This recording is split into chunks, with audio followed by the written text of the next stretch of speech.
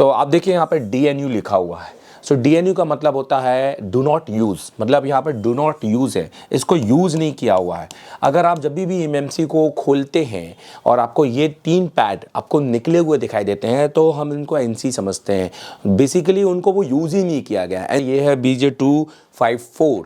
अभी तक मुझे नहीं लगता इंडिया में किसी ने यूट्यूब की हिस्ट्री में अपनी MMC को इस तरह से बताया होगा, उसको डीकोड किया होगा कि उसकी सॉफ्टवेयर में पढ़ा रहा हूँ। तो ये पढ़ा रहा हूँ मैं प्रेग्मा फिक्स में। आप प्रेग्मा फिक्स को परचेस करना है तो नीचे संतोष जी का नंबर दिया हुआ है, उनके थ्रू उनको परचेस कर लेना। काफ़ी अच्छा है, नया अपडेट है। यहाँ पे और भी MMC का डाटा सीट आपको मिल जाएगा, ठीक है।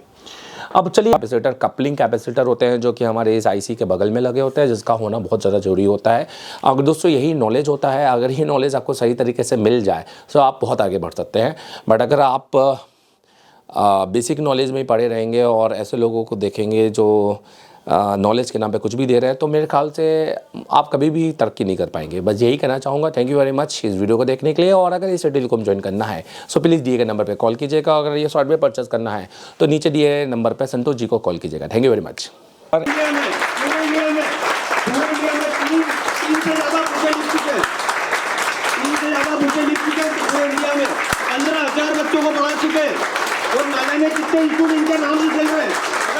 भगवान बोले तो कोई बड़ी बात नहीं इनके लिए। मोबाइल के भगवान है ये।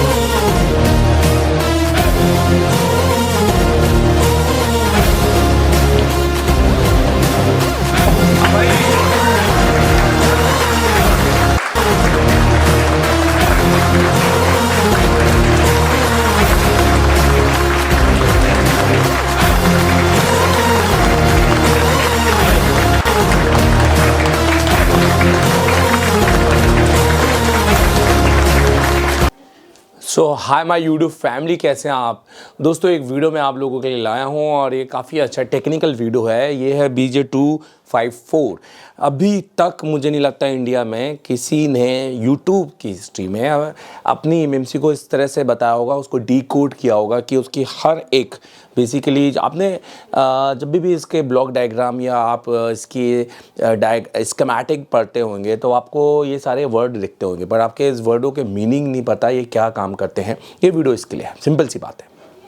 सो मैं आपको बताना चाहता हूँ कि हम MMC पे काम तो कर रहे हैं पर MMC को हम सही तरह से पढ़ नहीं पा रहे हैं। तो आइए समझते हैं कि इन वर्डों की क्या वैल्यू है, ये वर्ड बेसिकली क्या काम करते हैं और इन वर्डों के पीछे क्या कहानी है। ये वीडियो आप लोगों के लिए बहुत ज़रूरी है दोस्तों। जो भी MMC में अच्छा काम करना चाहता है या जो भी अपनी ISO को समझना चाहता है या जो चाहता है इस फील्ड में और आगे जाए, तो इस वीडियो को आप देखिएगा।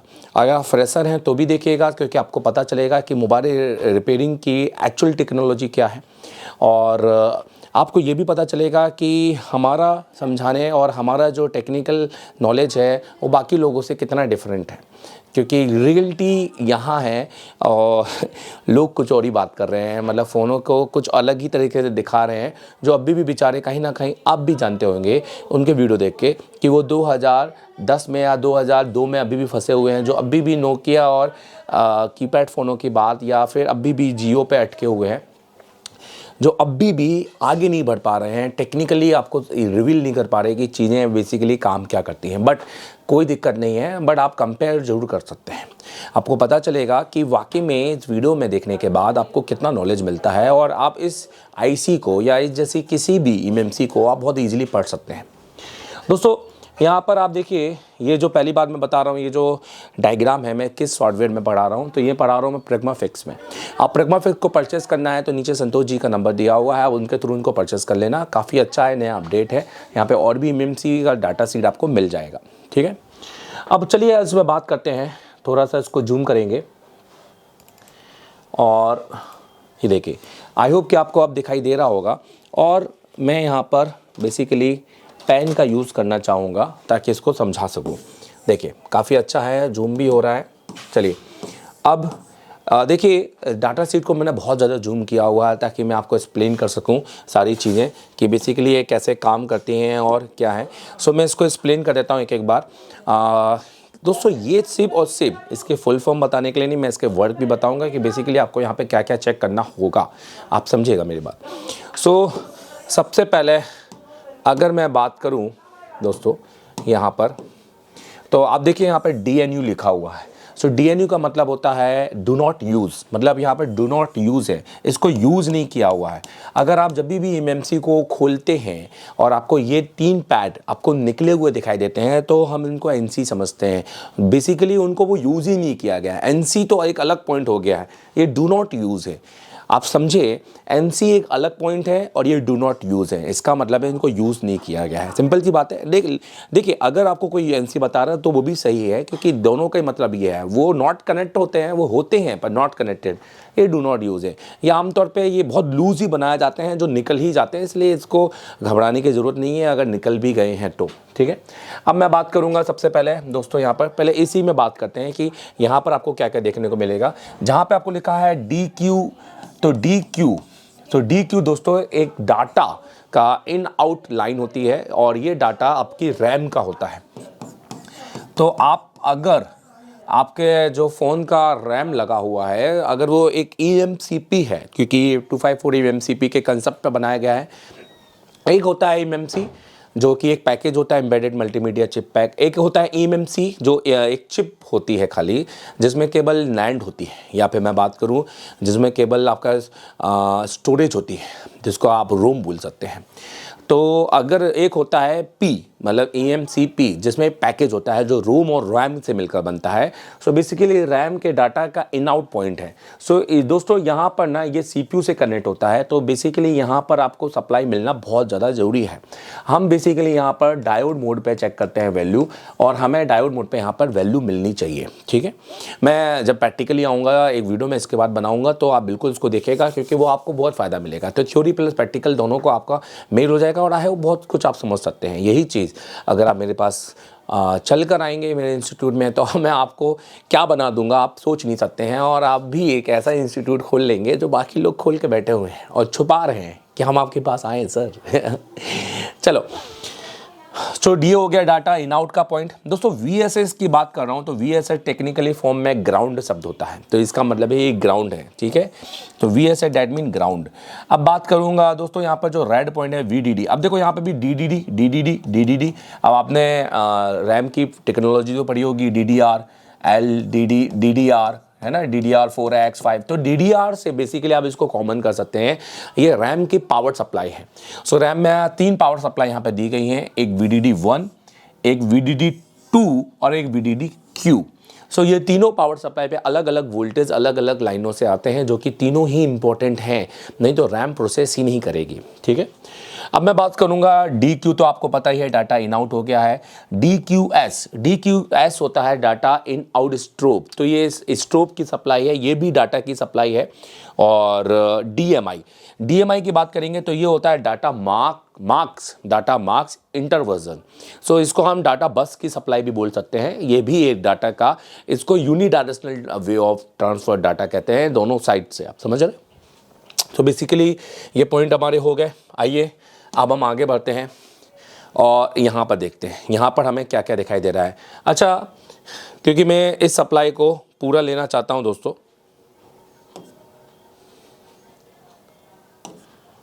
तो ओके, अगर हम यहाँ पर बात करेंगे, अगर हम यहाँ पे बात करेंगे, सो आप देखिए यहाँ पर सेम ये आपके रैम के पावर सप्लाई ZQ दोस्तों, ये बेसिकली कैलिब्रेशन के लिए होता है। इसके साथ 240 ओम्स का एक रजिस्टर लगा होता है VDD-Q के साथ में, बट इन टर्म्स ऑफ ये यूज़ किया जाता है M11, M22, MR11 मतलब मोड रजिस्टर 11 या मोड MR22 की सप्लाई में, इस वे में। सो Z2 की सप्लाई भी दी है, डू नॉट यूज़ दिया है। CS। सो ये क्लॉक की सप्लाइयाँ होती हैं। एंड CA होता है आपका जिसको हम बोलते हैं कमांड एड्रेस। सो ये कमांड एड्रेस की सप्लाई होती है दोस्तों। तो ये लाइनें आपकी बहुत ज़्यादा ज़रूरी होती हैं और इन लाइनों पर भी आपको देखना होता है कि प्रॉपर वोल्टेज GR आपको मिल रहा है कि नहीं मिल रहा है। अब नीचे जाते हैं। सो सबसे पहले यहाँ पर आ जाते हैं और ये लाइन देखते हैं। नोटिस कीजिएगा, पहले इतनी लाइनों पर देखते हैं कि हमें क्या समझ में आ रहा है। ओके, तो अब आइए बात करते हैं यहाँ पर। देखिए दोस्तों, यहाँ पर आई होप कि आपको दिख रहा होगा, ये है DQ मतलब डाटा इन आउट, VSS मतलब ग्राउंड, VDD मतलब आपके रैम के वोल्टेज, DMI मतलब डाटा मास इंटरवर्जन, ये VDT मतलब वोल्टेज, ऑब्वियस है ये वोल्टेज तो ये वोल्टेज है, ये डाटा की सप्लाई है। NC मतलब that mean not connected. VSF मतलब इसको बोलते हैं voltage supply function, I think voltage supply function. तो ये एक वोल्टेज सप्लाई फंक्शन की सप्लाई है दोस्तों। और बेसिकली ये मतलब एक तरह से कहते हैं नैंड कंट्रोलर की सप्लाई है, ठीक है। वोल्टेज सप्लाई फंक्शन, ये क्लॉक हो गया, ये डाटा स्ट्रोब हो गया, और ये डाटा ये बहुत ज़्यादा इंपॉर्टेंट होता है और ये सब कुछ नैंड से रिलेटेड होता है। मतलब ये MMC की सप्लाई है। ये आप नोटिस करो, मैं यहाँ पर ना फिर से आपको गोले बना देता हूँ। तो ये जो सप्लाई है, ये कमांड, रिसेट, क्लॉक, डाटा, ये नैंड से जुड़ा मतलब MMC की मेन सप्लाई है। आप देख सकते हैं ये MMC की मेन सप्लाई है। और अगर मैं इस पर कोई दूसरे गोले बनाऊं, जैसे मैं आपको ये बताऊं कि MMC के वोल्टेज, क्योंकि हमने रैम के वोल्टेज देखे, क्योंकि इसमें MMC के वोल्टेज कौन से हैं, तो एक है VCC QM, ठीक है, एक है VCC M। ये दो वोल्टेज आपको MMC में देखने को मिलेंगे, ये जो कि आपको जानते हैं कि 1.8 और 2.8, ठीक है, जिसमें VCC M आपका 2.8 है, जो कि maximum according to data sheet, मैं नहीं कह रहा, तो अकॉर्डिंग टू डाटा सीट 3.6 से जा सकता है, और ये जा सकता है 1.8 से 2.9 तक बेसिकली। तो अगर मैं बात करूं, आपको ये जो येलो कलर की सप्लाई मिलेगी, ये आपके सारे नैंड कंट्रोलिंग की सप्लाई है, और जो इसमें ये रेड कलर की सप्लाई है, ये आपके नैंड के पावर वोल्टेज हैं, ठीक है। अब और अगर इसके बाद बात करें, आइए नोटिस कीजिएगा, देखिए डाटा आपका इन आउट हो गया, VSS मतलब ग्राउंड हो गया। यहाँ पर भी आप देखिए अब लाइनें ख़त्म होने वाली हैं। CA कमांड एड्रेस हो गया। तो ये सारी लाइनें आपस में कनेक्टेड है। अब देखो इसमें A और B क्या लिखा हुआ है, क्योंकि बेसिकली इसके अंदर है ना चैनल A और चैनल B दिया गया है। सो इसलिए इसमें चैनल B, जैसे ये चैनल B का है, वैसे ही ऊपर A का भी दिखाई दे रहा होगा। सो ये सब B के सप्लाई हैं। अब देखिए इन सब में B मतलब ये बेसिकली आप ये समझो कि रैम को ना 2-3 भागों में बांटा गया है, और उसके हर भाग, हर पार्ट से उसको काम करवाया जा रहा है। तो इसी तरह से उसका चैनल पर डाल दिया है। सो ये चैनल A है, ये चैनल B है। आप नोटिस करो यहाँ पे देखो चैनल A है। ODT CA का मतलब दोस्तों बेसिकली यहाँ पर ना ODT को इस बार NC रखा गया है, क्योंकि ये इस MMC में 254 में ODT को यूज़ नहीं किया गया, इसको MC रखा गया है। सिंपल सी बात है। ये भी आपके एक एड्रेस की सप्लाई होती है। अब रिसेट हो गया, यहाँ पर आप देखो ये हो गया NCA, तो NC है ही। अब ये चैनल B, ये सारे चैनल B की सप्लाई है। आप नोटिस करो, तो अगर मैं थोड़ा सा और अच्छे से बताऊं, सो यहाँ पर देखो डाटा में, जैसे मैं आपको बोलूं कि रैम को 2 भागों में बांट दिया, एक चैनल A और एक चैनल B, और हमें सारे ही चैनल को चेक करना है कि बराबर CPU से कनेक्टेड है कि नहीं है इंटरनली लाइन। सो ये हम कैसे चेक करेंगे, हम MMC को निकाल के CPU का GR जो कि CPU से आ रहा है वो चेक कर सकते हैं, या CPU को निकाल के MMC का रिवर्स GR चेक कर सकते हैं, कुछ भी हम चेक कर सकते हैं, ठीक है। ज़्यादा ईजी MMC को निकालना होता है। सो ये चैनल देखो, ये सारे डाटा की लाइन है, चैनल A की लाइन है, डाटा स्ट्रोब की लाइन है, ये एड्रेस की लाइन है, ये भी चैनल A की लाइन है। उसी के बाद यहाँ पर आप देखिए तो चैनल B की लाइन चालू हो गई है, ठीक है। सो यहाँ पर भी आपको देखेंगे जैसे रैम के आपकी सप्लाई है, DRAM चैनल A, ये देखो ये चैनल A है, ये चैनल B है। देखो 2 कलर दे दिया है, चैनल A और चैनल B। आप जान दो ये नैंड कंट्रोलर हैं, और ये ZQ ODT रिसेट की सप्लाई हैं, जो कि हमारी बेसिकली रैम की सप्लाई होती हैं, और ये वोल्टेज हो गया और ये ग्राउंड हो गया है। तो दोस्तों कैसा लगा ये आपको बताएगा ज़रूर इन्फॉर्मेशन, और आई होप कि इस इन्फॉर्मेशन से आपको नॉलेज बहुत मिला होगा। और एक और मैं आपको एक्सप्लेन कर देता हूँ कि इसके साथ में कौन कौन सी वैल्यू के रजिस्टर लगे होते हैं, क्योंकि बहुत सारे लोग जानना चाहते हैं कि सर इसमें 100K का रजिस्टर लगा होता है, 10K का रजिस्टर लगा होता है। आइए इस पर भी बात करते हैं थ्रू दिस, क्योंकि इस पर फिर मैं आगे आपको डाटा अकॉर्डिंग टू यहाँ पर डायग्राम बना के भी बता सकता हूँ, बट वो नेक्स्ट किसी वीडियो में। तो अगर मैं वो वैल्यू निकालूं तो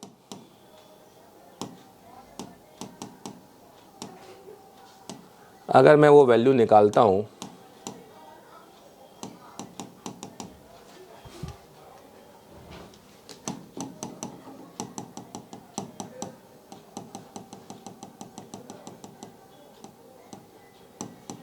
ये लो, जैसे कि मैंने आपको बताया था चैनल ए चैनल बी इस तरह से चैनल्स होते हैं यहाँ पर। इसको डुअल चैनल कहते हैं, ठीक है। तो बेसिकली डुअल चैनल के कंसेप्ट पे बात करता है। और ये आपका नैंड है जिसमें एमएमसी यहाँ पर आपको दिखाई दे रही होगी।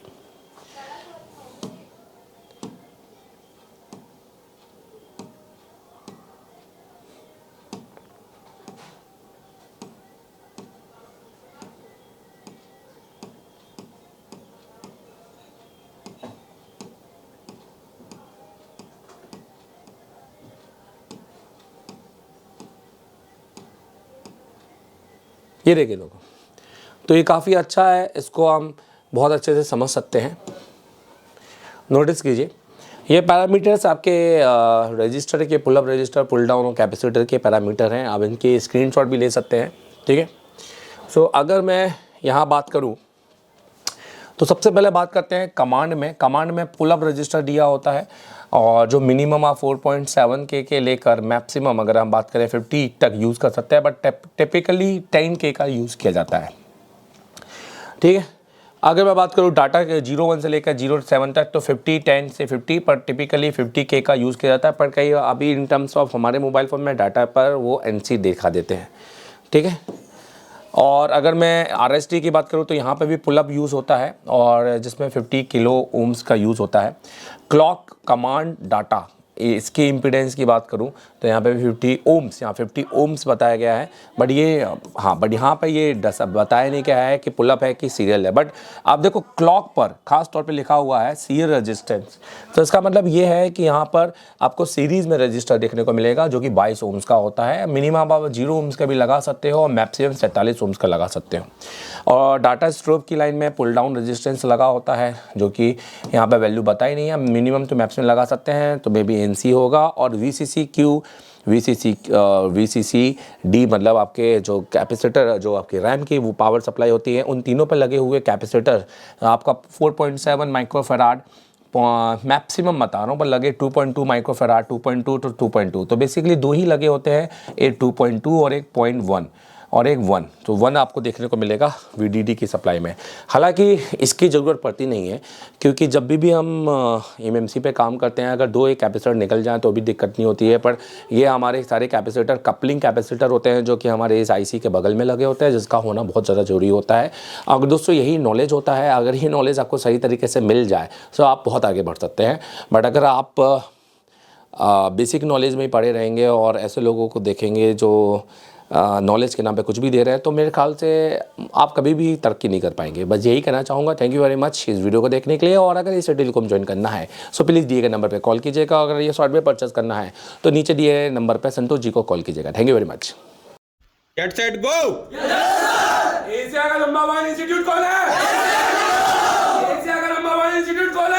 एशिया का नंबर 1 स्टूडेंट कौन है? Thank you very much.